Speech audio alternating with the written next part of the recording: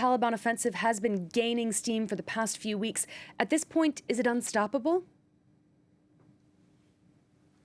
You know, it certainly begins to look as though it's unstoppable, given what we've seen just over the last few days, with 6 provincial capitals falling to the Taliban, including Saripul and Talokan in the north, both significant, and Zaranj in the southwest on the Iranian border, big town there, with fighting going on in other big centres as well, Herat in the west, Lashkar Gah in Helmand, long a centre of battles between the Afghan government and the Taliban, but fighting in Kandahar province as well. And then that big one that we heard of over the weekend, with Kunduz falling. Kunduz is a town of 375,000 people, not some small provincial town, a really significant communications and commercial hub, very near to the border with Tajikistan, and important, amongst other things, for the heroin trade and for the opium trade.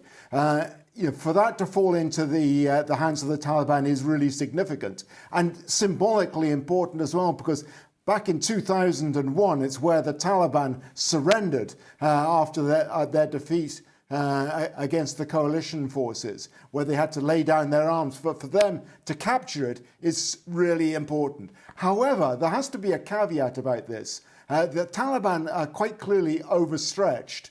They have about 55,000 active fighters. And the question will be, can they hold it? They've taken control of Kunduz a couple of times in the past, 2015, 2016, but had to cede it both times. The same could be happening now. Rob, why does the Afghan military seem to be collapsing, and what does it say about the government's control on the country?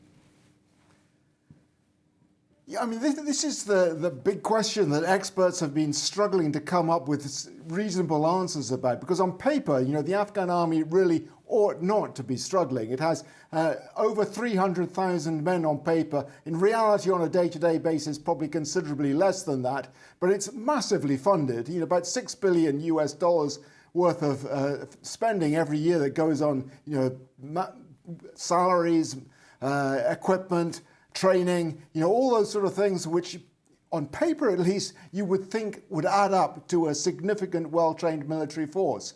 But the reality is that it's not quite like that. The Taliban, with just 55 to 85,000 men at its disposal, seems to be putting up more than significant resistance. So the question is why? And it boils down to a number of things, I think. One of them is corruption. Another is bad leadership. The money often does not reach the men in the field.